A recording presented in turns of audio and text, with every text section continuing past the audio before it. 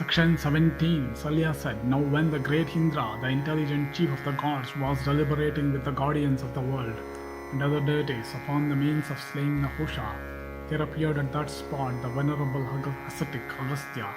And Agastya honored the Lord of the gods and said, How fortunate that thou art flourishing after the destruction of that being of universal form, as also that of Virata.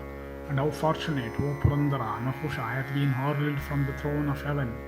How fortunate, O slayer of Vala, that I behold thee with all thy enemies killed. Indra said, Hath thy journey hither been pleasant? O great saint, I am delighted to see thee.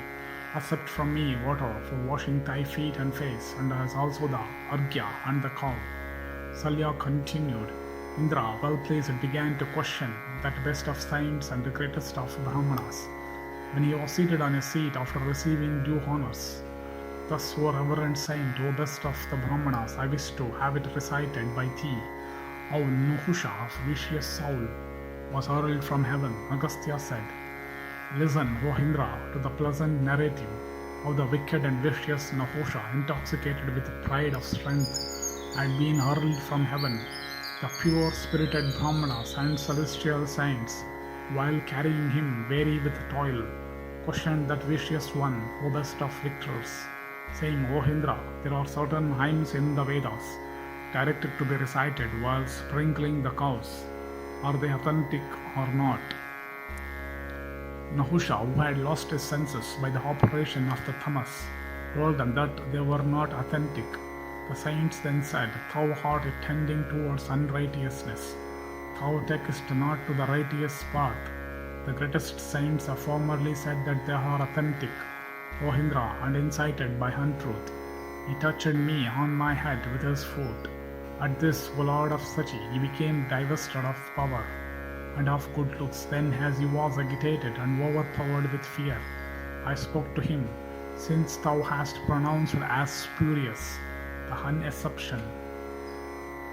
unexceptionable hymns of the Veda, which have been recited by Brahma Rishis, Brahmana saints, and since thou hast touched my head with thy foot, and since thou, O ignorant wretch, hast turned these unapproachable saints equal to Brahma into animals for carrying thee, therefore, O wretch, be divested of thy lustre, and being hurled headlong, fall thou from the heaven, the effect of all thy good deeds being exhausted.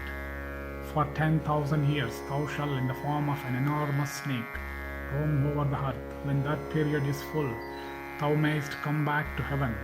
Thus hath that wretch been hurled from the throne of heaven, or oppressor of foes. How fortunate, O Indra, that we are flourishing now. That thorn of the Brahmanas hath been killed, O Lord of Sachi. Repair thou to heaven, protect the world, subdue thy senses, subdue thy foes, and be glorified by the great saints. Salya continued, Then, O ruler of men, the gods and the bands of great saints were exceedingly pleased, and so also were the Pitris, the Yakshas, the snakes, the Rakshasas, the Gandharvas, and all the bands of celestial nymphs, and the tanks, the rivers, the mountains, and the seas also were highly pleased. And all came up and said, How fortunate, O slayer of foes, that thou art flourishing. How fortunate that the intelligent Agastya hath killed the vicious Nahusha.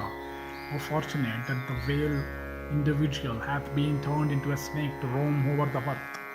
Thus endeth section 17 in the Sainyodyoga Parva of the Udyoga Parva.